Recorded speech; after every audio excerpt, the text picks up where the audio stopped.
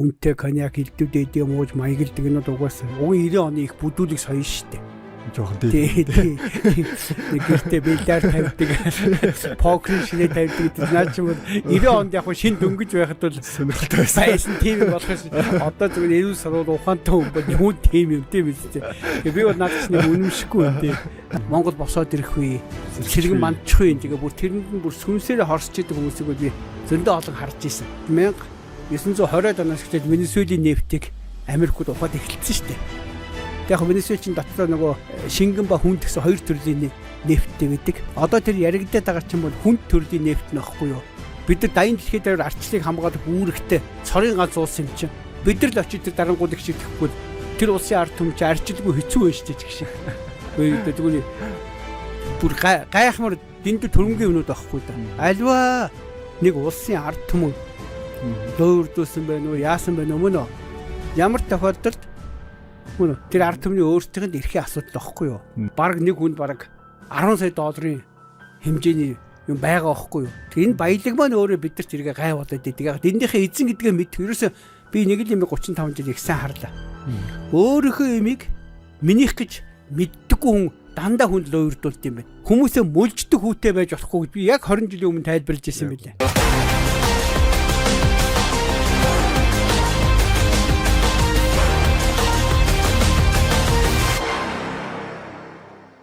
За сайн байцгаана уу? Грин подкастын маань ээлжлэгийн дугаар эхэлж байна. За тэгээ би подкастынхаа өмнөх X-File гэх подкастынхаа нэрийг өөрчлөөд Green podcast болгочихсон байгаа. Бас сэдв баг зэрэг өөрчлөөд нэрийг өөрчилсөн байгаа. Тэгээд яг энэ подкастын хувьд бол Баярхуу ах маань одоо анх удаа ирж байна. Өмнөх подкастн дээр бол part 2 хүртэл хийсэн байгаа тий. Тэгэхээр яг энэ Green podcast гэдэг үүднээсээ яг анхны гэдгээр явчих гэж боддлоо надад яг ч. Гэтэ яг ер нь бол part 3. Гэтэ ер нь Баярхуу ахтай бас цаг үеийн тухай би ер нь ярих гэж бодоодсэн юм.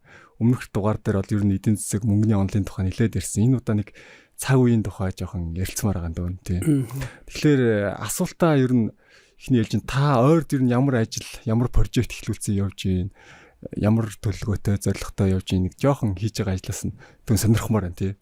Та энэ талаараа яриад өгөөч. За баярлалаа суугнаад ингээд хоёулаа 3 дахь удаага подкаста хийж гин. Эхний хоёр маань нэр нь өөр байсан ба шүү дээ. Тэгээ одоо Green нэртэй болсон. За тэгэхээр баяр хүргэе.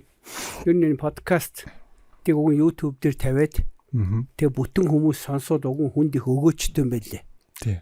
Одоо Face ч юм уу бусад social тий хэрэгслүүдэд бодвол тийм болохоор энэ подкаст маань өөрөө чаш сайн яваасаа болжгүй подкастаараа хүмүүст соён гээгэрүүлэх утгаараа өөртөө нь амьдралд хэрэгтэй танин мэдгүй утгаараа өнөөдрийнх нь яг ахуй амьдралд учирсан байж байгаа зовлон өөр шир бэрхшээл бүгдэнд нь байгаа шүү дээ. Тэгвэл тэр маань өөрөө яг юунаас болцсон гэдэг онш. Тэгээд тэр оншийн зөв ойлголцч чаашаа яаж тэрнээс гарах уу гэдэг дээр хоорондоо хамтрах санаа бодол нийлэх, эвлэх, тэмцэх гэдэг олон юм байдаг учраас тий. Яг надад бол ерөөсөө чисээ прожект гэж асуулаа. Тэгээд сүүлийн 20 жил ганцхан прожекттэй л байгаа. Тэр нь юу юм гэхээр энэ Монголын ард түмнийг гадаадын болон тэд нартай тэдний Монголд дах зарцуулсан дотоодын мөнгө хүлэгч мөнгө хүлэгчтэйгээ үгсэн хуй үлддэг улс төрийн бүлэглэл тэр олигарх бүлэглэл гэд нэрлэдэг байгаа тусгай зөвшөөрөлтөө бүлэглэлүүд энийг л интернет бүгдээр ингэсэн сулж энэ ард түмэндээ эзэн эрхийг авч өгөх ийм л тэмцлийг л одоо сүүлийн 20 жил хийж байгаа. Энэ бол миний үндсэн прожект. Өөрөөр хэлбэл Монголын ард түмэн өөртөө байх ёстой юм луурдууж алдчихад зөвхөн луурдууд алдах төдийгүй тэрийг алдсныхаа төлөө өөртөө дахиад бүгдээ өрөнд ороод ийм ичхүүртэй шившигтэй гуйлагчин боолын тавилын идэж амьдраад байгаа байхгүй та.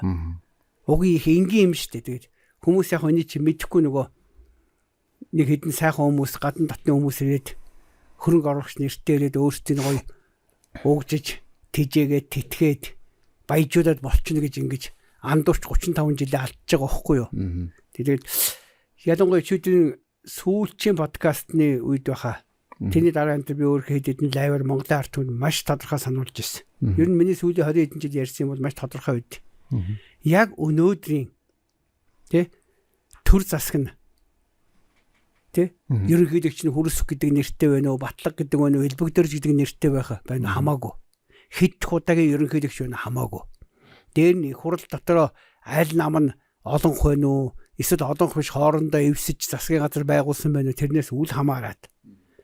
Мөн үү? За дээр нь засгийн газрын ерөнхий сайд нь болон кабинет байж байгаа сайд нар нь тэ хэн байхаас үл хамааран энэ бид нар дээр ингээд нэг ингээнээр тайлбарлууд мөнгө хүлэгчийн тоолор гүгээд байгаа байхгүй юу? Жирийн иргэд хүртэл бүгд зээлтэй. Засгийн газар нь өөрөө зээл авдаг яг бид нартай адилхан тийм өрний тулан болсон зээл авдаг. Ингээд тэгэхээр миний тайлбарлага нь ингэхээр энэ засаг төрийг бид нар хүний сольж үзээд, намын сольж үзээд ингээд бүх аргаар үзээд байгаа мөртлөө болохгүй ингээд нэг улам амьдрал хэцүү байгаа шүү дээ. Тэгээ энийг бид ялангуяа их олон жил яг энэ янзаараа энэ мөнгө хүлэгчдийн зээлийн хүний тоолоор гүгээд идэг. Тэр мөнгө хүлэгчдээс авсан зээлээ төлөхийн тулд засгийн газар нь өөрөө байнга татврын тоолоор ард түмэн дээр бас гүйлгээд идэг. Мөн үү? Энэ хоёр том өрийн тоолоор өр үүсгдэг. Зээлийн хүү, засгийн газрын татвар гэсэн. За тэгээд дээр нь мэдээж юу нэмэгдэх вөхөр ханшийн алдагт нэмэгдэнэ. Манайх тэр чигээр үйлдвэрлэгч биш бараг 90% импортын орн болцсон. Тэгэхээр энэ төгрөгийн доллар юаны ханшийн хэсэг унж байгаа зүйл маш хүчтэй нөлөөлдөг бидний амьдралд. Тэр бас нэг том алдагдал буюу бидэрт ирж байгаа хохирол байдаг. Тэгээд дээр нь мэдээж хэрэг энэ авилгал хулгай зэлгийн бол бүр замбраага алдлаа шүү дээ. Хүн болгон тэгдэг мөн үү? Дээр нь ард түмний сая одоо ингээд сүүлийн жишээ хэл яригдаад ард түмний татврын мөнгөөр нийслэлийн татврын албаныхан дубайд сайхан зугаалаад ирлээ ч гэх шиг. За яг одоо халуун болцсон Тайланд, Паттайя, Пхукет энтэйгээд арлуудаар дүүрэн монголчууд байна гэж хэлээ. Гэхдээ тэгээд тэр одоо тэр сая сонссон ч тэр нөгөө томчууд миний сонссон шүү дээ. Нөгөө оюун эрд навар ирсмээс бүгдээрээ Сингапурт явцгааж гисэн бөөнөрөө. Арай жоохон доогуур төвчний цүнх баригчд нь болохоор Пхукет, Паттайя энтергээд Тайландын арлуудаар ялангуяа хүмүүс их шоолоод байна. Ман намын хүмүүс ямар их байна гэж тэр Сингапур, Пхукет энтер мөн үү? Тэгэхээр одоо миний ерөөсөө сүүлийн 20 жил хийгээд байгаа ганц прожект бол ерөөсөө энэ муухай булар булаа ямиг арилгаж мөн үү? Монголын ард түмэн байгалийн баялагын эзэн болох, өмчлөгч нь болох, Монголын ард түмэн төлж байгаа татвараар тэрүүгээр бүтээн байгуулагдж байгаа бүх юмныхаа эзэн өмчлөгч нь байх. Өвгдөөцөөс өвлөгдөж ирсэн газар нутаг, мал сүрэг бүх юмныхаа эзэн байх. Өмчлөгч нь байх. Ийм л юмгээд одоо эзэнд бус энийг чи бүгдийг нийлүүлээ эзэн ирэх гэдэг байгаа байхгүй. Энийг буцааж ард түмэнд авчихгүй бол нөгөө Монголын ард түмэнд өвгдөөц нь хүн болгонд баг сая долларын хамгийн муугаар батгад штэ. Одоо газрын дор байгаа нөөцөөр хүн болгонд сая долларын сая долларын хамгийн багадаа тийм нөөц орлого хуваарлагдахаар тийм сая долларын байгалийн баялагийг нэг Монголыг колоничлаад байгаа валютын санчин дэлхийн банкчин бодоо гаргацсан нөөц шүү дээ. Хүн болгон сая долларын. За тэгээд дээр нь нөгөө 70 сая мал, тэгээд ус ургамал, агаар бусад баялаг ингээд бүх юма тооцоод Монголын хүн болгонд биш шүү дээ. Бүр ямар ч асуудалгүй баг нэг хүнд баг 10 сая долларын хэмжээний юм байгаа байхгүй юу. Тэр энэ баялаг маань өөрөө бидэрт иргээ гай болоод идэг. Яг эндийнхээ эзэн гэдгээ мэдэх. Ерөөсөө би нэг л юм 35 жил их сайн харлаа. Өөрийнхөө имийг минийх гэж мэддэггүй хүн дандаа хүнд л өөрдүүлд юм байна. Тийм үү? Тэгэхээр энийг л арилгаж ингэж монголчууд дээр нэмэн эн чин та нарын юм штэ. Бидний юм штэ. Тий, бидний юм штэ. Цөмөр энэндээ эзэн байя. Энэ гадаад дотоодын луу штэ энийг алдхаа болио.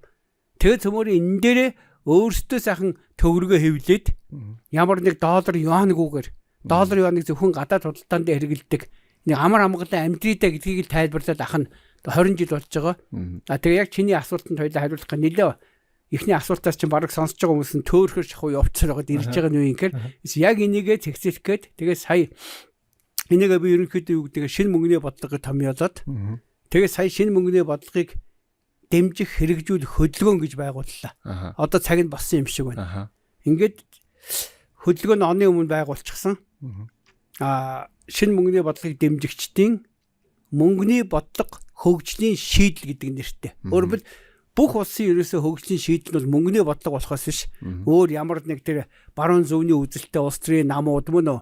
Эсвэл их гоё тийм их оронч хүн гарч ирээд мөн үү? Буу шийдэн бариад тэхгүй ерөөсөө бүх дэлхийн өнөөдөр үеийн үед мөнгөний бодлогоос л болж л улс орн нэг бол хөгжин, нэг бол дампуурч идэг байхгүй юу. Тийм учраас мөнгөний бодлого нь өөрөө хамгийн чухал тухайн улсын яг өөрийнхөө тусгай тогтнолыг авч үлдэх, газар нутгаа авч үлдэх, ард түмнийхээ ахуй амьдралыг өргөө ширгүү сайхан байлгах суур юм чинь мөнгөний бодлого байгаа. Тиймээс биш үндсэн хууль биш, иргэний хууль биш, эрүүгийн хууль биш.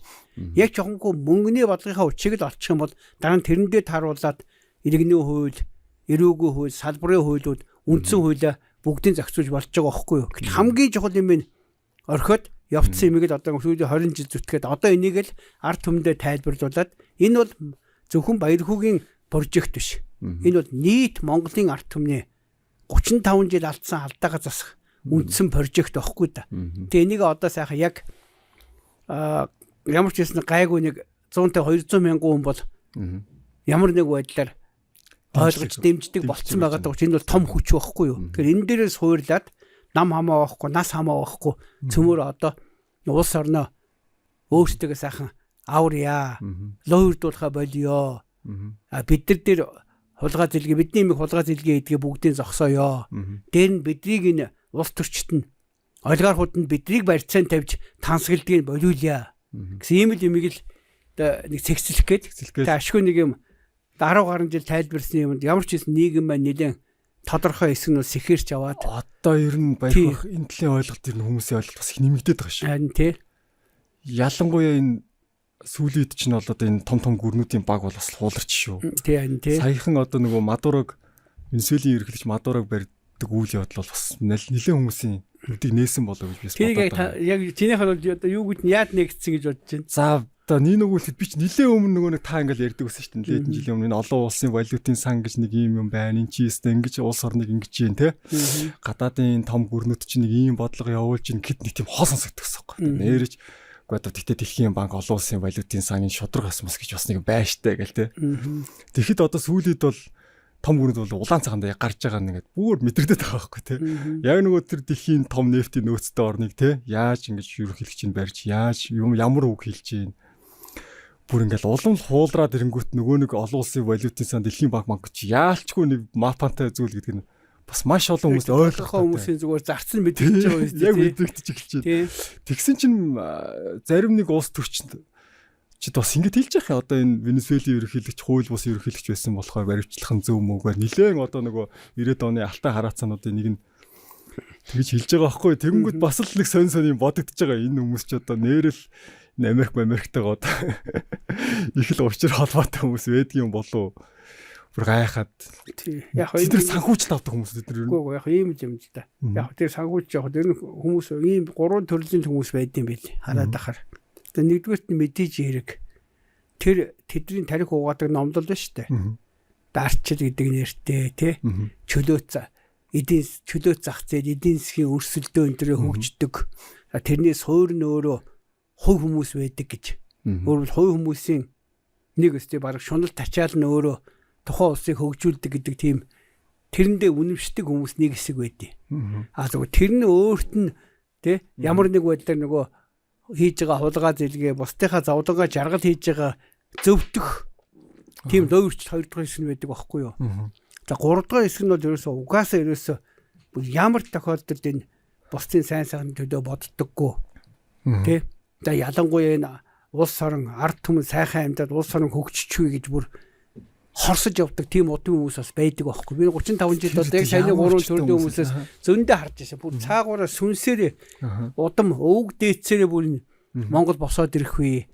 Тэ? Монголчууд дахиад их хааныхаа үе шиг хүчрэх болчих вэ. Монголчуудаас дахиад ухаалаг цэцэн мэрэгэн хаад жанжид төрөөд тэ? Бас энэ хавь орон улсуудаа зэгцэлж төгнүүлж сэргэн мандчих юм. Тэгээ бүр тэрэнд нь бүр сүнсээр хорсож идэг хүмүүсийг би зөндөө олон харж исэн. Тэгээ сүүлдүүд угаасаа байх. Яг учирч юу бүр. Зөндөө би одоо миний таньдаг мэддэг хүмүүс зөндөө байна шүү дээ.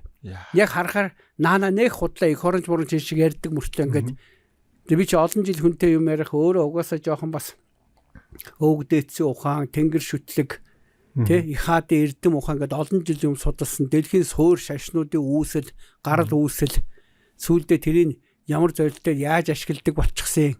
За үе үеийн ингээд нэг коммунизм, либерализм, капитализм, империализм гэдэг гоё измүүдтэй юмнуудыг ч гэсэн ямар бүлэглэл, ямар зорилттой гаргаж ирдیں۔ Тэгээд Аюу олон юмыг талтаас нь судалдаг учраас яг хүмүүс саяны байдлаар ангилэгдчихтэй. Тэгээ саяны зүгээр хэлэхэд саяны зэрэг Венесуэлтэй холбоотой жишээнд хэлэхэд одоо тэр хүмүүс чинь бүгдээр энэ нэг дарангуулагч Мадуро задуура амьдрал нь ямар хэцүү болцсон гэдэг байхгүй юу? Хэрвээ Монгол улс өнөөдөр яг Украин шиг цаашаа Европ руу хилэлдэг. Яг Венесуэл шиг тэр Америк төвд байдаг гэсэн бол бид нар өнөөдөр өстө бүр жинхэнэ бүр яста бүр боолын бол болцсон байж байгаа. Манайх шиг ийм замбраагүй олон урууч хулгайчуд уваагүй хүмүүс ордондгоор дүүрсэн байхад. Ер нь яг одоо өнөөдрийн Монголын ийм хачаа замбар хэцүү амьдарч байгаа ард түмнийх нь амьдралыг чи буруут нь явж иж энэ манай Монгол улсад байж байгаа уруугч нар штэ. Уруугч нар, авилагчид, хулгайчд байхгүй юу? Аль ч усад тийм л байдیں۔ Тэгэхээр тэр том сүүлийн 15 16 дугаар зуунаас эхлээд 20 21 дугаар зуун хүртэл сүйрч мөхөж дарлууж одоо колоничлолд орсон улсуудын түүхийг харахаар яг тухайн улсд байдаг Санж баяр цогт мэтийн элбэг дэрж мэтийн хүмүүсээс болж бүтэн том ийм маягийн инкийн том бүр улс үндэстнүүд биш бүтэн том соёлууд мөхөж байгаа байхгүй юу. Тэгэл оронд нь Европын дээрнчид тэ төрөмгийг зочиж эзэлж аваад уугуулуудын 100 жил дотор бүрэн бараг 95% нь устгахад дуусгаал. Тэгсэн тийм. Оронд нь Африкаас баахан боолчуудыг өстө замд нь тал дүүг нь өхүүлж авчирч нэг ийм л хиймэл ус ингэсэн байхгүй юу. Тэгэхээр саяны Венесуэлийн жишээ ярихад бол Венесуэл шүү дээ. Сүүлийн бараг 20 жил бүх нефтийн Америкийн Chevron одоо хүртэл ажиллаж байгаа. 20 хийцэн мөртлөө Chevron нефтийг авчил байдаг. Мөн үү. За тэг хамгийн аюултай нь сая өнөөдөр би өглөө бас нэг жоохон подкаст сонсож байхад сүүлийн 10 гаруй жилд Венесуэлийн та нар дарангуус мангус гэж тарих уугааж хүндэртэй тархийг уугааж ингэж янгуутаа 220 тэрбум долларын өөртөлдсөн байл шүү дээ. Гэхдээ 220 тэрбум доллараар өөртөлдсөн улс чи яаж ард түмнээ сайхан хөгжүүлэх юм бэ? Нефтээ ухаал зараад идэг. Мөнгөнд орж ирэхгүй Мадуро чи дарангуус ял мөнгөнд өөртөө авчдаг. Би оронд нь бодит баялгаа өгчд оронд нь тэр долларыг чи авах хэрэгтэй шүү дээ. Тэгээ тэр нь өгөхгүй шалтгаалал ингэж албаар унгаж ингэж явж тэр сүүлдээ нөгөө нефтээ зарсан доллар нь орж ирэхгүй юм чи яаж Мадуро ард түмнээ сайхан амжуулах юм бэ? Тийм үгээс чаддаар ингэ. Энд дээр тэгэхээр энэ туйширч байгаа юм биш. Мадуро сайн муудаа асуудал нь биш. Ямар ч өөртөө нь үгэнд ороогүй улсуудыг яг ийм маягаар хамаг баялагын доллар гэдэг хоосон компьютерийн тоогоо өгч авчингуудаа дараа нь тэр мөнгийг хэрэглүүлэхгүй бүгдийг булаагаад авчдаг байхгүй зайл хэрэглээд. Энэ бол үе үед л тэгж явдаг юм байхгүй. Нөгөө талдаа бас сая тэр хэлж байгаа тайлбарыг хараа. Трампын Америк ерөнхийлөг Трампын хэлж байгаа тэр төрийн нарийн бичгийн дарга Марко Рубиогийн хэлж байгаа тийг харах юм бол тэр ямар тоогч байгаа. Тэ? Тэр нефт бидэд хэрэгтэй биш үү? Харин одоо бүр улаан цагаан байгаад байгаа байхгүй юу? Тэр тэгээд тэр чинь өөрөө юу дарангуулагч штэ. Бид нар дайны дэлхийд дээр арчлыг хамгаалах үүрэгтэй цорын ганц улс юм чинь. Бид нар л очиж тэр дарангуулагч гэхгүй тэр улсын ард түмэн чи арчилгүй хэцүү байна штэ гэх шиг. Тэгвэл бүр гайхмар дэндүү төрөмгийн өнүүд байхгүй да. Альва нэг улсын ард түмэн лөөрдөөсөн байна уу яасан байна уу мөн үү? Ямар тохиолдолд мөн тэр ард түмний өөрсдийнх нь эрхийн асуудал байхгүй юу? Тэг чи ирээд аваа явчихдаг. Одоо тэд лар үзэхгүй шүү дээ. Одоо энэ би баталгаатай хэлээ. Мөн жинхэнэ дээрэмдэд босгоно. Трамп яагаад энийг тэгээд сая ингэж бүр улаан цагаандаа гарт дээрэмдэж ийн гэхээр нөгөө Трамп ч өөрөө Make America Great Again буюу MAGA гэж хөтөлбөрөөр гарч ирсэн шүү дээ. Тэрний үеийн гэхээр Америка дахиад аж үйлдвэржүүлнэ. Бүх нөгөө аж үйлдвэрүүд нь Азаар ялангуяа нүгэд явцсан. Үндэстэн дамсан корпорацууд хямдхан хайр хийгээд энтгэг хятад зөөвнөд Азийн тэгээ явцгаацсан байхгүй юу? Тэр Америкт бол зүгээр цэвэрийн үлдсэйг нэг баахан хөрөнгөний биржтэй том үнийн дүнтэй тий хоосон хөөс болцсон тэр нэг юм IT компаниудын хувьцаанууд Elon Musk-ийн OpenAI тий тэр одоо энэ Nvidia гэх хэдэн том компаниудын хувьцааны өндөр хүчтэй том үнийн дүнтэй үлээсэн тийм пирамид маягийн санхүүгийн хувьцааны үнийн өсөлтүүд тэрүүгээр Америкийн эдийн засгийн GDP том юм шиг харагдчихдаг. Яг бодит үйлдвэрлэл байдаггүй. Тэгээ яаж ч одоо би ч Трампын оронд байсан бол баг ингэх байсан баг. Яг тэр өөр шахаад орчих жоохоо. За би тайлбарлая ингээ. Аливаа бас үйлдвэржин гэдэг нь юу юм гэхээр маш сайн хамгийн хэмд эрчим хүчний их үүсвэртэй үжиж үйлдвэржилт явагдсан шүү дээ. Зөв биз? Юу ч үйлдвэрсэн талх үйлдвэрлэнө үү, гурил үйлдвэрлэнэ үү, тэ бүр юу ч хийсэн байсан цахилгаангүй бол явахгүй байхгүй юу? Эрчим хүчгүй. Тэг юм уу? Тэнгуут ч за ялангуяа сүүлийн үеийн хиймэл оюун ухаан гэдэг байгаа чинь бол хамгийн өндөр эрчим хүчний хэрэглээтэй бүтцүүд байхгүй юу? Өөрөөр дандаа том дата центрүүд маш их хөрвөл хэрэглэнэ. Тэгээ тасралтгүй нөгөө хүчтэй баг квантум тийм компьютерийн системүүд ашиглагдахаар тэр чинь нөгөө хэдий ч нэг олон үйлдэлийг хурдтай хийгээд ах тусам эрчим хүчний зарцуулалт нь их гэсэн үг байхгүй юу? Та энгийн тайлбарлал бол. Тэгэхээр одоо шинэ Америкууд өнөөдөр өөрөө эрчим хүчтэй дутагдлалд орцсон байхгүй юу? Зөвхөн одоо энэ хэмэл оюун ухааныхын төвүүд дата центрүүд гэхэл тэрийг байгаа эрчим хүчийг хангад дийлэхгүй. Тэгвэл нөгөө талдаа нөгөө фермерүүд мал аж ахуй, хөдөө аж ахуйн бүтээгдэхүүнээ боловсруулах байх тэрийг дахид тэлэх гээд ингээд эхлэх гут чинь тэр чигээр эрчим хүч хэрэгтэй. Тэгэхээр эрчим хүчийн чинь хоёр суурь нь юу юм? Ерөөсөө энэ нүүрс ус төрөгчтэй. Нүүрс ус төрөгчийн 3 хэлбэр байгаа шүү дээ. Бензин, тэ? Нүүрс, бензин, байгалийн хийгдсэн. Хатуу, шингэн хийгдсэн 3 төлбөртэй хими бүтсэн адилхан физикийн бүтсэн өөр байхгүй юу? Тэгэхээр Америк өөрөө нөгөө нэг хэсэг нөгөө доллараа ашиглаад гаднаас нефт авдаг эрчим хүчинтэйгээ ингэж тэгдэг байсан бол сая ингээ бүх улсуудтай худалдааны дайн хийгээд тариф хийгээд тэгээ өөрөө яг үйлдвэрлэлээ буцаад Америктэй үйлдвэрлэлээ хөгжүүлнэхээр нөгөө хиймэл юм санхүүгийн бизнесээр амьдэрдэг байсан хуурамч улс чинь бодит үйлдвэрлэлөө ороод ирэхэд эрчим хүч бензин шарт тослох материал хэрэг болж эхэлж байгаа байхгүй юу. Тэгээд үзэн гуч айл 1920-ад оноос эхлээд Венесуэлийн нефтийг Америкууд ухаад эхэлсэн шүү дээ. Тэг яг Венесуэлчин дотроо нөгөө шингэн ба хүнд гэсэн хоёр төрлийн нефттэй байдаг. Одоо тэр яригдаад байгаа чинь бол хүнд төрлийн нефт нөхгүй юу? Тэг төрлийн нефт. 300 тэрбум баррелийн нөөцүүд гэж яригдаад байгаа шүү дээ. Тэр чинь хүнд төрлийн буюу. Тэгэд тэр Венесуэлийн болон тэр хаяаныгийн хавийн хүнд төрлийн нефтүүдийг угаасаа авчираад Америкийн тэр Техасаас эхлээд юусэн ингээ байж байгаа.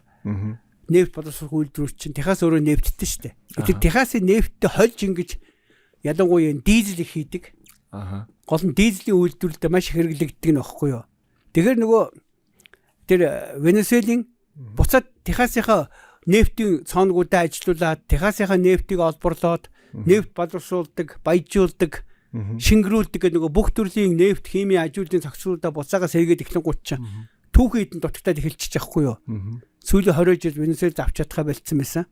Энэ бол өөрийнх нь бүр амин чухал дотоод хэрэгцээ үйлдвэрлэлийг эхлэхийн тулд тэнгууд улаандаа гараа шууд очиод дээрмч чинь гэсэн үг байхгүй юу тий.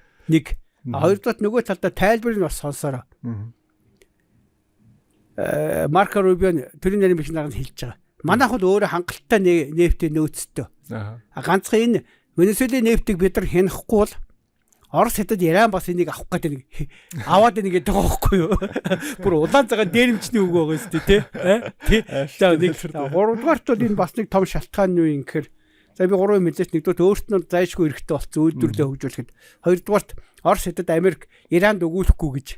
За 3-дугаар нэг чухал юм нь юу юм гэхээр нөгөө миний байнга ярьдаг доллар оргил үедээ бол дэлхийн худалдааны 80% зохицуулдаг төлбөрийн хэрэгсэл байсан. За сүүлийн хэдэн жил хүмүүс нөгөө доллароос татгалзаад мөрөө тэгээд доллароос татгалзаад ингэж одоо бол чүүтэй хэтэ 50% болчихж байгаа. Өөрөөр бүх дэлхий хийж байгаа арилжаа 8-ны 80 хүртэл хувийг хянажсэн доллар өөрөө доллар гэдэг нэгтлэн бодох бүртгэн штэ. Хүмүүс тэрнээс татгалзаад одоо чүүтэй хэтэ 50 хүрээд доош унаад эхэлчихэж байгаа. Мөн үү? Тэгэхээр чи нөгөө доллар хэдий ч унах тусам манайх нэг юмыг манай энэ эдийн засгийн хүмүүс нь огт ерөөсө бүр мэддэггүй юм болоо би гайхаад идэв.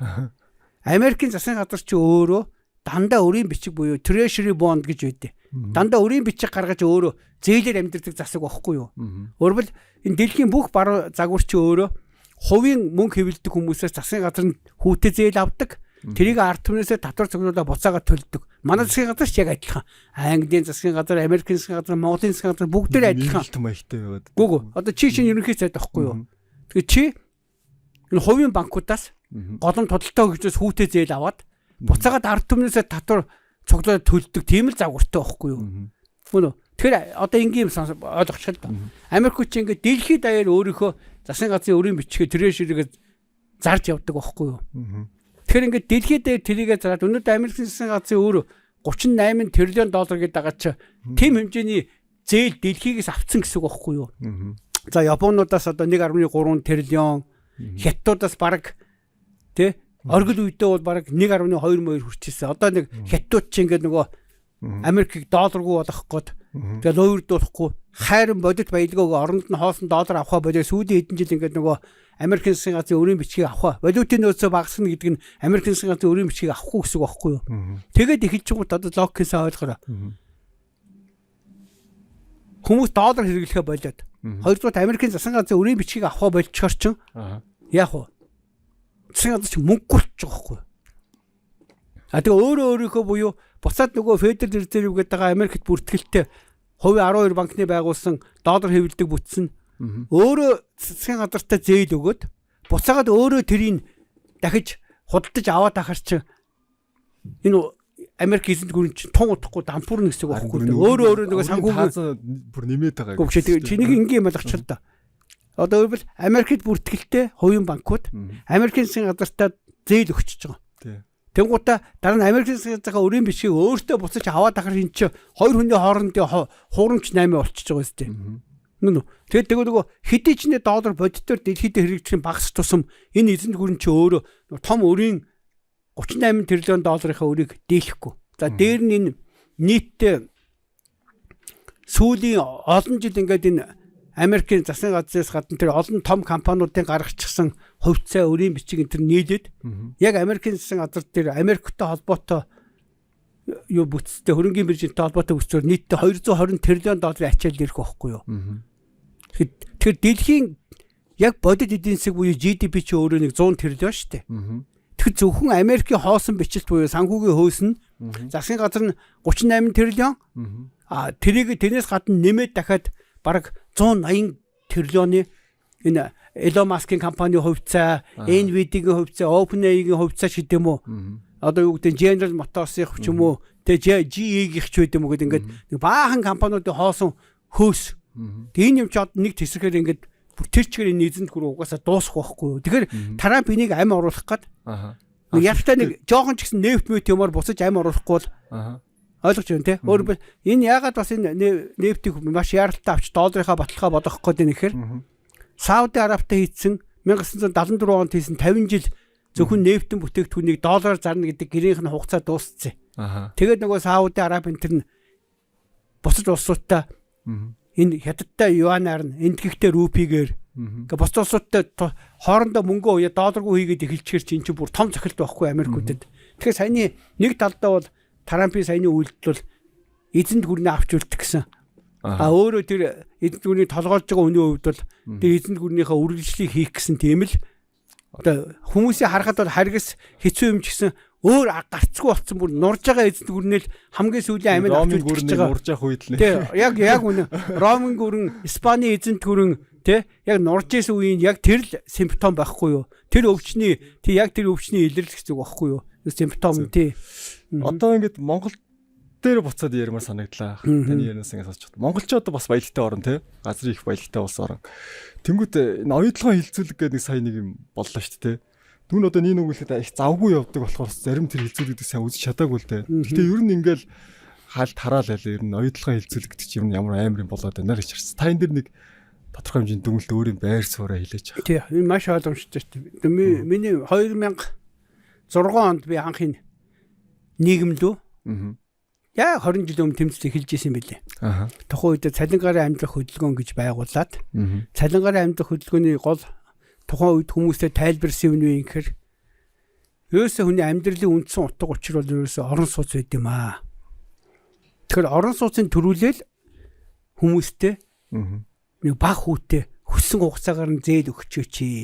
Дараа нь тэр орон сууцын зээлийн төлөвлөхийн тулд хүмүүст нь бизнесийг зээлийн өгөөд яваач. Тэгэхээр бид нар зах зээлийн нийгэмд амьдраагүй юм байна. Зээлийн захын нийгэм юм байна гэж. Хоёр үгийг солиход өөр сонсогдож байна уу? Тийм байна. Зээлийн зах гэхээр арай өөр. Зээлийн захын нийгэм буюу Үнэ. Энэ бүх санхүүгийнхэн за уугнаа чи тэ орон сууцны зээл аваараа. Уугнаа жижиг дунд тех бизнесээ аваараа гэд нөгөө хүмүүсийнхээ араас зээл өгөх гэж хөөцөлдөг. Тэгээ хүмүүс нь тэр зээлийн аваад эргэж ин баялаг бүтээж санхүүгийн системд амьдэрдэг тийм нийгэм юм байна. Тиймээс зах зээлийн биш. Хүмүүс зээл өгдөг тийм зах ажилдаг нийгэм юм байна гэж тайлбарлаж ирсэн байхгүй анх. Яг байна. Яг одоотх. Тийм багц.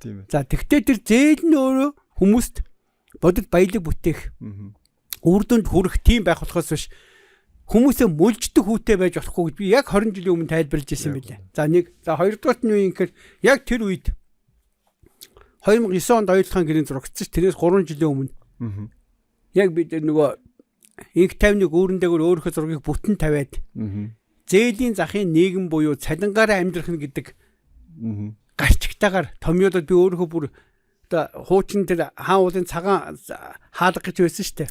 Тэндээс бүр яваад нэгдүгээр сургууль ордон хүртэл өөрийнхөө зургийг бүтэн тавиад зээлийн захын нийгэм гэдэг тэгээ саяныхыг тайлбарлаад тэгээд тэр үедээ би ч бас 50 сэтгүүлчийг малай зовуулаад яг яаж хүмүүсээ орон сууцчлуулдыг хямдхан тий тэгээд affordable housing буюу тэ хүмүүсийг нөгөө цалинд нь тааруулаад боломжинд нь тааруулаад яаж энэ Хонконг, Сингапур, Малайз гэдэг тийм улсууд орон сууцныхаа асуудлыг шийдтiin тэгээ бүр тэгж анх миний тэмцэл эхэлж исэн байлээ. За тэгвэл миний яг тэр биччихсэн зээлийн захын нийгэм буюу цалингаараа амьдрах гэж бичсэн тухайн үедээ байсан нийтлэл дээр энэ мөнгөний тогтолцоо юм шийдэггүй цагт уул уурхаан нэгч төслийг гадныхантаа өгч хамтарч болохгүй гэд маш тодорхой байгаа.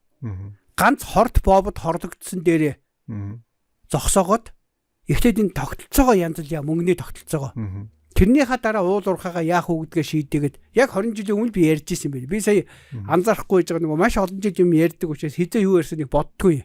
20 жилийн өмнө сая нөгөө хуучирсан сонин материалуудаа харахад тухайн үед энэ хорт боб гэдэг Фридэн дээ шүү дээ. Хорт боб гэдэг нэг тухайн нэг чи яг энэ Аймхо Манз гэж анхны оюутлахын ордыг авсан. Аймхо Манз компани тэр орж ирсэн Фридэн гэдэг чи хорт боб гэдэг байхгүй юу? Тэрний тухай бүр нэг хэвлийн багвар хийж. Гэхдээ энэ хорт боб гэж. Тэгэхээр би нөгөө энэ хорт боб буюу Фридэн чи анх энэ оюутлахын ордыг авчаад сүүлд нь одоогийн ретентэй зарч байгаараа авцсан байхгүй та. Тэгэхэд би яг тэр хорт боб авчаад засгийн газартаа гэрээ зурх гэж бужигнуулж явах үед л болохгүй гэж 20 жилийн өмнө ярьж ирсэн байлээ. За нэг би өөрөө яг энийг сайн мэдэж байгаа нөхөр нэг өөрөө бизнес хийдэг ялангуяа банк санхүүгийн бизнес. Тэгээд дэлхийг захираад байгаа мөнгөний эзэдийн хөрөнгө оруулалтын сангууд, хөрөнгө оруулалтын банкуд энтертэй нэлийн эрчтэй ажилдаг. Тэгээд тэднэртэй ажиллах явцдаа яг ямар бүтэц тогтолцоогоор Монголыг болон бусад дэлхийд захирддаг гэдэг эрт ойлгоцсон хүн байхгүй юу. Тэр нь дээр чамд хэлжсэн шүү дээ. Миний хувьд сонголт байсан тий. Нэг бол зүгээр тэднэртэй нийлээд улс орноо тоноод явах. Яг одоогийн MCS олигарх нэр зүгээс. Тий олигарх нэр зүгээс MCS-мэс гэдэг нэг 500 сая доллараас тэрбум долларын зээл авдаг. Зээл аваад тэрүүгээрээ нэг 100 саяар нь тансгалчдаг 100 сая доллараар нь улс орны гишүүдийг санхүүжүүлээд худалдаж аваад мөн үлдсэн нь болохоор ард түмнэр төлөвлөждөг. Нэг ийм ард түмнээ барьцаан төв тансгалдаг олигарх байх уу?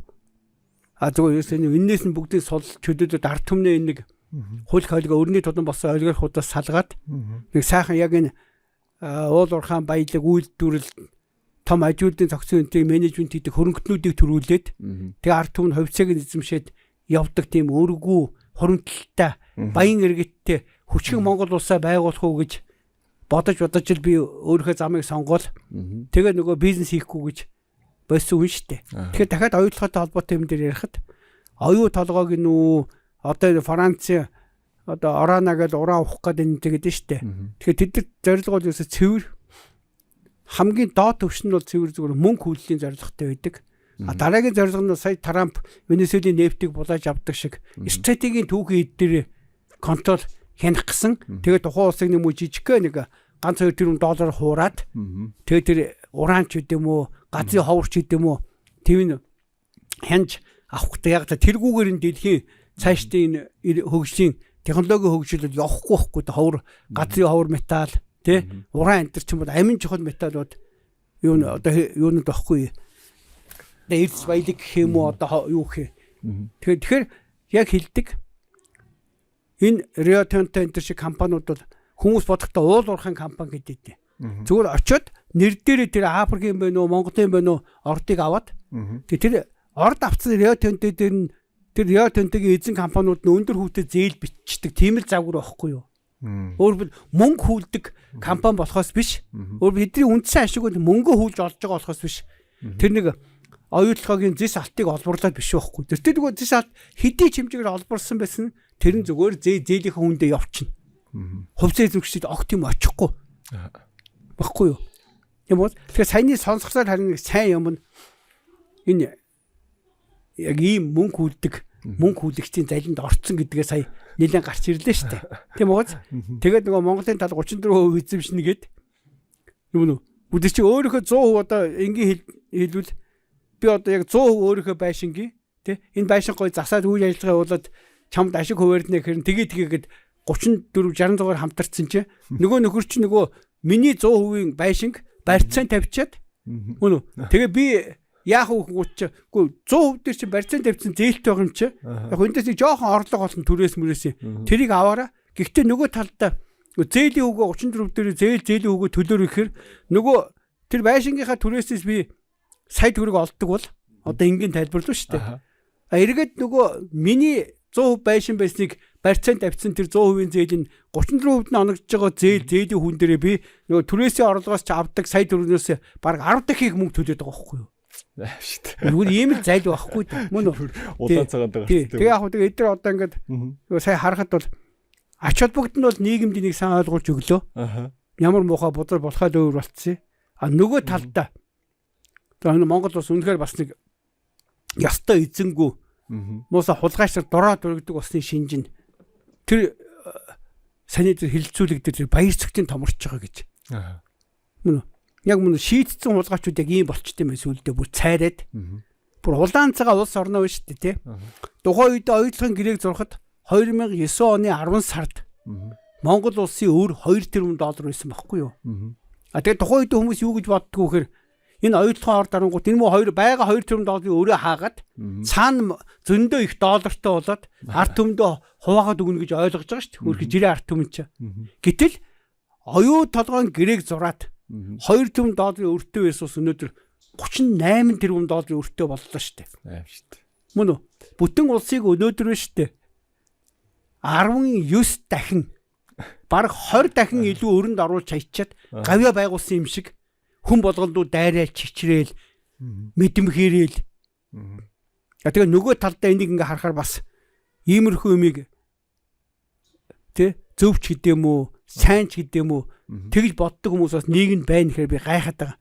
Мөн үү? Одоо ингээний тайлбарлал тоо удлаа ярихгүй шүү дээ ер нь бол тий. Гэртээ байжгаад одоо ингээний тайлбарлал гэртээ байжгаад мөн үү? Гэрт нь хүн орж ирээд ээж аавынх нь үлдээс авдар дотлох бүх алт эрдэнсийг булааж аваад тий. Тэгээд нөгөө гэрийнх нь гадаа байгаа мал сүргийг бүгдийг нь алж идээд мөн үү? Тэгээд зүгээр байхгүй өөрийнх нь ихнийг хүчндээд тэгээд дахад зөөгөө сууж байгаатай яг адилхан байгаа байхгүй да. Гү тийм арчиг үйж болохгүй байхгүй Монгол ард юм. Тий? Болохгүй байхгүй. А тэгээд тэрэнд нь шүү дээ тий. Яг ээжийн авдар юм шүү чи энээс ингэж ав гэж зааж өгдөг. Мөн үү? Тэгээд дээр нь дахиад гадаа байгаа мал сүргийг чи ингэж алж идээд дураа байгаарэ гэж яаж мал сүргийг алж идэхин зааж өгдөг. За одоо тий наад манай ээж мэж дүү их хүүхдүүдийг ингэж чи дээрлэхэж зодож нүдэж болно шүү гэж хэлж өгдөг хүн өнөөдөр ардын баатар шиг байж болохгүй байхгүй да. Тийм хүнийг л урагч хийдэг байхгүй юу? Ерөөсөө урагч нартай уулзаа шийдэж хариуцлага тооцоогүй цагт бол улс орон өөдөлдгөө бүр сүрч мөхтгөн сайн тэр сонсгол дээр баяр цогтын аашиж байгаа яг гарч ирж байгаа байхгүй да. Мэдээллийн дайн гэдэг нь ямар аюултай юм бэ гэсэн мэдрээд байгаа тийм. Мэдээлэл дээр ард түмнийг ингээд бүхэл бүтэн те бүр ингээд нэг юм өстө матриц дотор оруулчихдаг юм байна гэж сүлээд их боддог болсон л та. Тэгээ түрүүн хоёлаа нөгөө ярьж л шүү дээ. Олигархууд ингэж одоо үйл олонгот алга болцгаачдаг те. Тэгээд утаанд нь яг одоо мань мэтнүүлцгээд энэ төр гээд би яг дам дүүн ер нь ирээд бас нэг жил гаруй болчихлоо шүү дээ. Гадаадаас ирээд. Солонгосоос ирээд. Тэнгүүт дам ярианд их сонслоо л да яг. Одоо ингээд Монголын улс төрд ажилладаг том эрх мэдэлтэй хүмүүс ч гэдэг юм уу, олигархууд ч гэдэг юм ингээд яг үүцэн харсан ингээд хүмүүс ярианс ингээд дам сонсож байгаа. Одоо ингээд нэг том хаус авцсан. Тэнгүүт тэр том хаусных нь доошоо оронгууд бүр хит хитэн давхар байна гэж байгаа байхгүй. хитэн том юм хаана гэж Монголд. За. Тэгээд тэр доор давхартаа бүр ингээд одоо өстө тэгвэл нөгөө хитэн тэрбумын үнэтэй нөгөө эд баялаг тэгэл одоо нөгөө хитэн саяын үнэтэй виски те. За тэгээд дахиад доотлын давхарлаа оронгод нөгөө мөрөдө тоглоомны газар одоо казино гэх юм уу юу гэх юм те. Бүр юм том байгууламж барьчихсан. Бүр тийм хэмжээний бүр юм одоо нэг талаасаа тансаглал гэх юм уу, нэг талаасаа солиорлох юм уу. Иймэрхүү юмд би ингээ аягүй сонсоод байна л да. Тэнгүүд тэр нь ингээ дандаа нэг их мөтөлтэй албан тушаалтай хүмүүс байдаг ч гэдэм үү те. Тэгэд иймэрхүү ярианд сонсохоор бүр ингээ заримдаа бүр айх юм. Энэ одоо яг юу энэ одоо бүр ингээ юм ханахгүй байх уу эсвэл одоо солиорлоо юм. Тэгэд энийг ингээ хүлээн зөвшөөрөөд бид нар яваад байгаа ч юм шиг. Гэтэл нөгөө талд ард түмэн болохоор ингээ яг эсрэг болсон байгаа шүү дээ. Яг энэ яг наад жишээн дээр ч юм бол би нэг үнэмшихгүй байна. Тэг хідэн дөрвөн тим юм гэдэг яг нэг жоо хаус моосод бодволдоо тоглодог барьдаг ч байд юм уу. Үнтэй коньяк хилдүүд юм ууж маягалдаг энэ бол угаасаа 90 оны их бүдүүлэг соён штэ. Жохон тийм. Нэг гэртээ бильярд тавьдаг, покер шинэ тавьдаг гэдэг наа ч юм бол 90 онд яг шинэ дөнгөж байхад бол сонирхолтой байсан. Тийм болохоос одоо зүгээр 90 сарууд ухаантай хүн бол юун тийм юм тийм биз дээ. Тэгээ би бол надад ч нэг үнэмшихгүй юм тийм. Яг зүгээр би ингээд нийгмийг хараад ингээд ахаар нэг надад тийм 3 төрлийн хүмүүс энэ дэлхийд даяарч тийм байд юм дөө. Яг бодит байдалтай. Хүний зовлонгоор хоололдог сүнстэй хүмүүс байд юм бэлээ. Нөгөө нэг хүний энерги тий? Energy eater гэж. Тий? Англиар energy eater. Эсвэл орсоор энерги яад гэж. Өөрөөр ингээд нөгөө хүнтэй байхаар гэдэг хүний хамаг энергийг сороол. Нөгөө хүнээ тамлаал бүр. Тэгжиж өөрөө ингэж нөгөө гоё сүнсэн тайшир.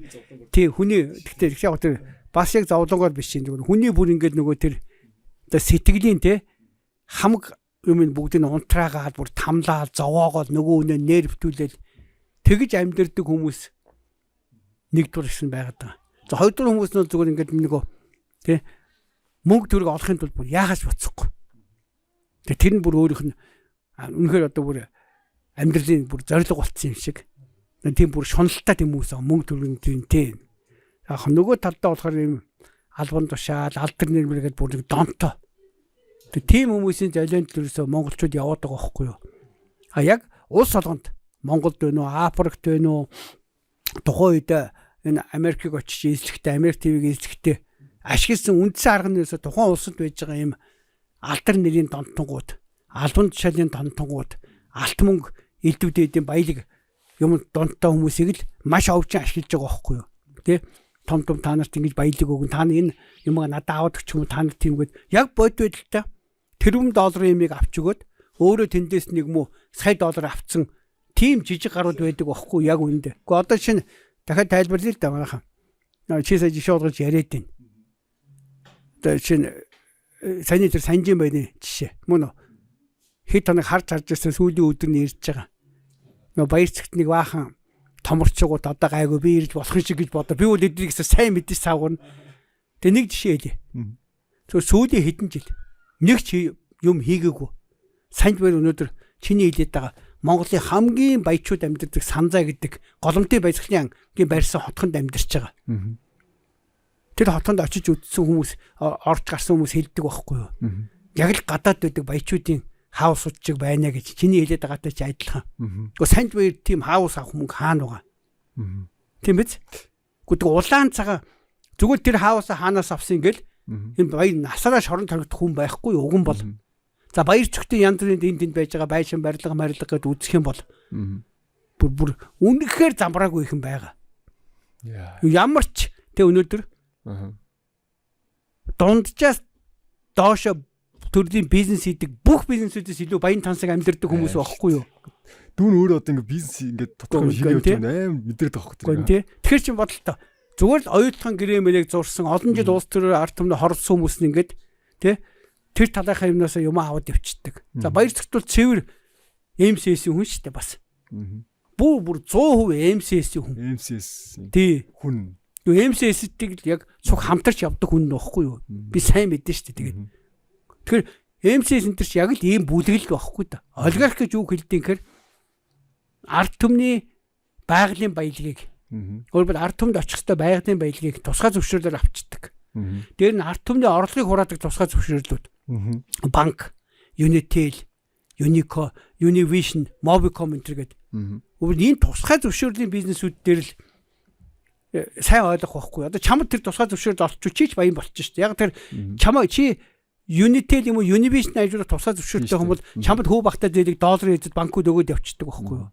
Мөн үү? Тэгэхээр чи жишээ нь Unitel-ийнхаа Univision-ийнхаа Univision компани барьцаан тавиад чи жилийн 5% хүүтэй зээл авчаад тэгээ тэр зээлээ тооцоод Univision-ийнхаа төлбөрийг юм уу Unitel-ийнхаа тэр дата багц магц үнийг тооцчихно. Тэгээд дараа нь хөөрхий Unitel хэрэгч Univision хэрэглэгчтэл чамаа тэр юу төлбөр ашигныхаа төлбөрийг төлөхөөр өөрөөр MCS-ийн од жаргалын Unitel-ээ барьцааж юм уу Univision-ээ барьцааж авсан зээлийг хэрэглэгчтэд нь төлдөг болохоос од жаргал төлдөггүй байхгүй юу?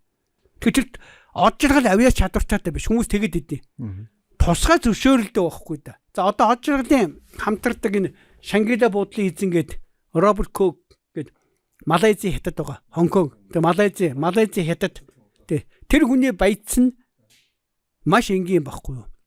Малайзад яг манайх шиг юм авилагчид төр байх үед Малайз улс руу гаднаас оруулж ир зардаг сахарыг 100% тэр хүн хянжсэн байхгүй тусгай зөвшөөрлөөр. Тэр хүнээс өөр ямар ч компани сахар оруулж зарах хэрэггүй. Өөрөөр ийм тусгай зөвшөөрөл олигарх баячуудад төрүүлдэг болохоос биш. Чивтэртэй адилхан од жаргал биш үү? Чивтэртэй адилхан хүүтэй зээл аваад 30% хүүтэй зээл аваад тэгээд ингэвэл од жаргал бүр жиг шалан дээр хог дээр унан заа чадахгүй байхгүй да. Хэцүү те. Ойлгож байна те? Тэгэхээр од жаргалын анхны хамтаад байгаа энэ тэр Carry Group гэдэг байгаа. 5 толгой нүүрсэн дээр нь хамтардаг, Шангид хамтардаг тэр хүмүүс чинь угаасаа тусгай зөвшөөрлийн бизнесээр тухайн үеийнхээ Малайзийн Махатэрийн өмнөх ерөнхий сайттай хуваалдаад тэгээ Sugar King гэдэг нэртэй. Сахарын хаан гэдэг нэртэй Sugar King гэж. Бүр алдартай шүү дээ зөв үнэ тэр чигээр мэдэх байхгүй юу? Тусгай зөвшөөрлөөр олигархууд бий болдог болохоос биш. Жирийн хөдөлмөрөөр ямар ч баян тарган хүн бий болохгүй. Тэгэхээр одоо од жаргалын оронд чамд тэр ухаан удгийн ордыг өгчээ. Чамд Unitel-ийн зөвшөөрлийг өгчээ. Чамд Univision-ийн зөвшөөрлийг өгчээ. Чамд Tiger Bee үйлдвэрлэх Coca-Cola үйлдвэрлэх зөвшөөрлийг өгчээ. Мөн үү? Тэгээ дээр нь тэрний чинь дагуу чамд хүү багтаа зээл өгчихөр чи адилхан босоо. Чи юу ч хийхгүй шүү дээ. Чамаг ингэж чи энэ үйлдвэрийг тэндээс ав. Мөн үү? Энэ технологийн хүнийг чи ажилуул. Технологийн хяналтаа ингэж хий. Зарах маркетингээ ингэж хийгээд бүгдийг бэлэн чамд жор өгч штэ. Чиний үүрэг юу юм? Тусгай зөвшөөрлийг авах. Тэ? Тэгээ тэрийгэ барьцааж зээлийн гэрэн дээр гарын өсгөх долларын эзэдтэй. Дараа нь тэрийгэ харин зараад буцаага тэр зээлийг төлөх хүмүүс ард түмнэр төлөвлөх үүрэг л байхгүй юу? Ийм л энгийн загвар байхгүй. Юм л тийм цэцлэмээ санагдаад байгаа байхгүй. Яагаад тэгэхээр надад тэгж бодогцсон. Одоо ингээд бас нэг муухай зүйл богч бидэнд суусна нөгөө юу юм бэ? Нэг юм баян мөнгөтэй хүн гингүүд нэг юм сөрөг юм бодол бидэнд аяг суудсан шүү дээ. Яг нэг тийм буруу хүмүүсээс аяг үүссэн юм байна гэж бодсон. Яагаад тэгэхээр яг өөрөө ингээд нөгөө нэг бизнес юм хийгээд явхаар мөнгө олно гэдэг чинь уг нь нөгөө хандлага байгаа байхгүй те. Шудраг үнэн байж, хөдөлмөрч байж те. Сайхан сэтгэлтэй байж, гоё юмыг хийчи, бүтээчи те. Ингээ айгүй олон юм гоё скиллүүд байж хүн мөнгө олоод байгаа байхгүй. Яг өөр дээр харахаар эргэн тойрноо харахаар те. Яг ингээ нөгөө бодит ингээд найс нөхөд эргэн тойрон өөр дээр ингээ харахад уг нь их гоё чанараар хүн мөнгө олдгийг байна гэж харж байгаа. Тэнгүүт яг нөгөө 90 оны нэг тэр дүүвэнэр ч гэх юм уу эсвэл одоо таны хэлээд байгаа нэг тусгай зөвшөөрөлч гэдэг юм уу те дандаа нэг эрх мэдлийн нэг юм бохор юмар ингэж явсан. Яг зөв дандаа эрх мэдлийн бизнесүүд байхгүй юу? Энэ ингээд буцаад хүмүүс нэг муухай үлгэр дүүрэл өгчтэй байна. Ингээд мөнгө гэдэг чинь нэг те нэг юм буруу юм шигээр ч юм уу эсвэл мөнгө олно гэдэг нэг юм бохор хүмүүсийн зөвлөж юм шиг. Тэгээд айгүй олон хүмүүсээс ажилладаг байхгүй бизнес хийхээр нөгөө гоё юм хийхээс нэг тийм муу бодол агуулгаад байдаг те зайл буруу юм те ингээд бодох гээд байдаг. Тэрнээс болж их унах юм хүмүүс. Уг нь яг өөр дээр харахаар эсрэг байгаа байхгүй. Мөнгө олно гэдэг чинь уг нь хүнээс зөв сайхан чанар нь байж иж мөнгө олдог. Нэг юм чи басаа ойлголаарай. Хэн хүү багтаа зээл авч чадсан. Мөн үү? Бусдаасаа давуу байдал олж бусдыгаа шулж амьдэрдэг ийм тогтолтой хийцэн тохиолдод байна шүү дээ. Үнэн шудраг зөв бизнес байх ямар ч боломжгүй. Мөн үү? Нэг хоёрдугаарт хүн болгонд өөрөөр хүүтэй зээл олж байгаа тохиолдолд мөн үү? Ямар ч чөлөөт өрсөлдөөн зах зээл байх ёсгүй байхгүй юу? Өөрөөр чи 20% хүүтэй зээлтэй. Мөн үү? Би 3% хүүтэй зээлтэй. Чи надтай яаж өрсөлдөх гээд байгаа? Тэнгүүд манай энэ хідэн эргүү энэ улс төрчдөөс MCS-мэсээс авилгад авч амьдэрдэг маягийн нэг хідэн хүмүүс байна штэ. Юу гэж ярьдаг гэж тий чөлөө зах зээл тий хувийн хвшлийн улсыг хөгжүүлдэг. Од жаргал бүх юм өг гэж яриад байгаа байхгүй юу? Нэрийг хэлэхгүй ч байсан тий. Өөрөөр иймэрхүү хүмүүст өг гэд. Гэхдээ за яг одоо хоёул үргэлжлэл хөвчлөл гэдэг лөө орч.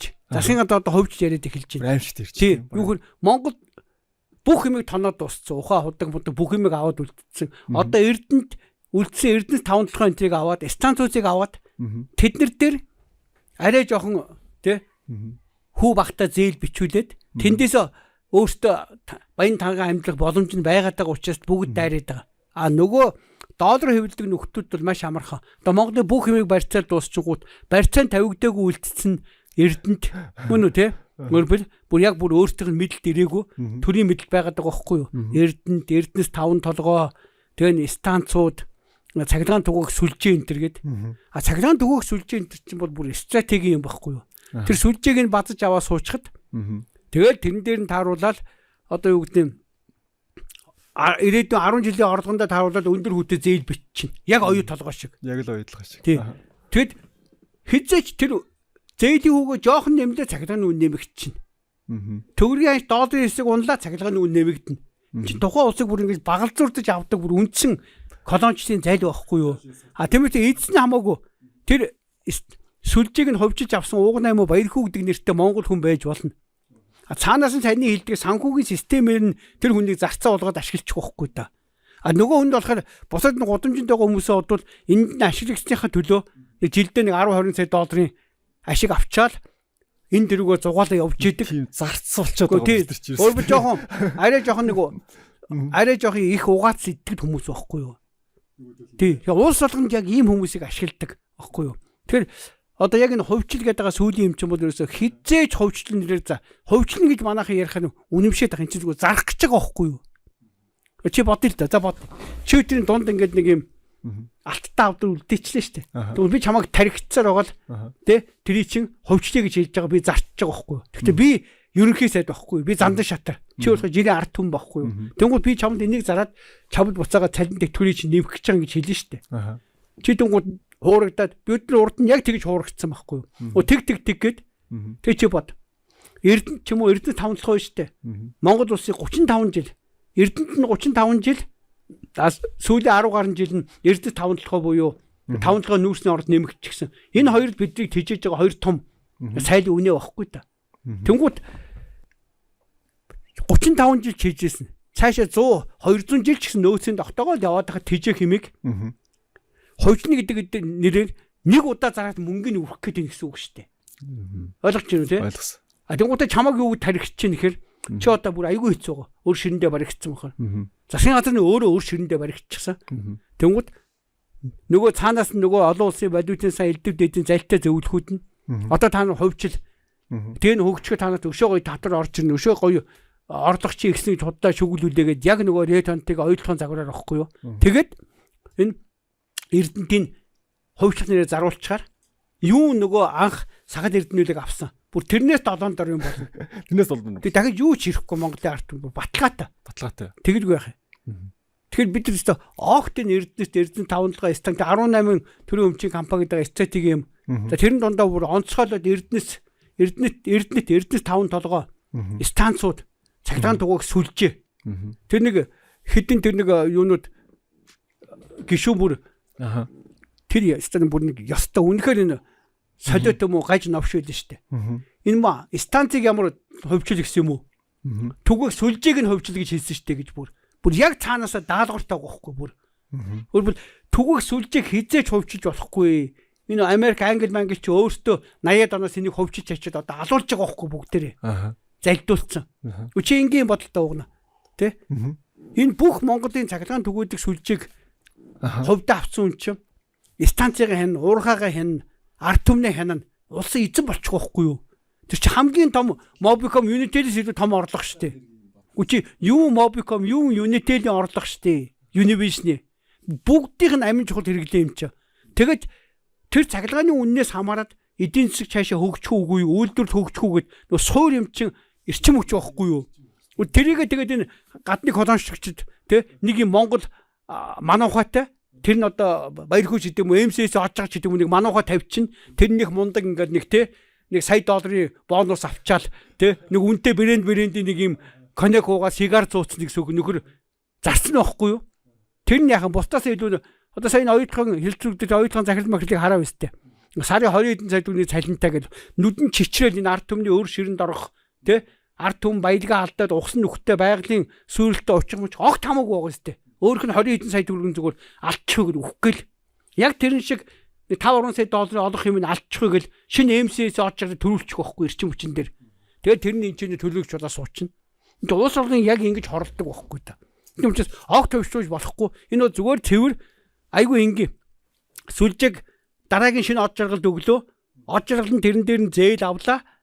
Мөн үү? Тэгээ тэр хүн нэгэн зээл авах захин засварлах хэрэгтэй юм чи. Тэндээсээ нэг өөртөө болон ихнэр хүүхэд мөг 50 оройхоо бүдгэлдээ тэгээд нэг улс төрчид хагуул өгдөг 5-10 сая долларын бонустай. Мөн үү?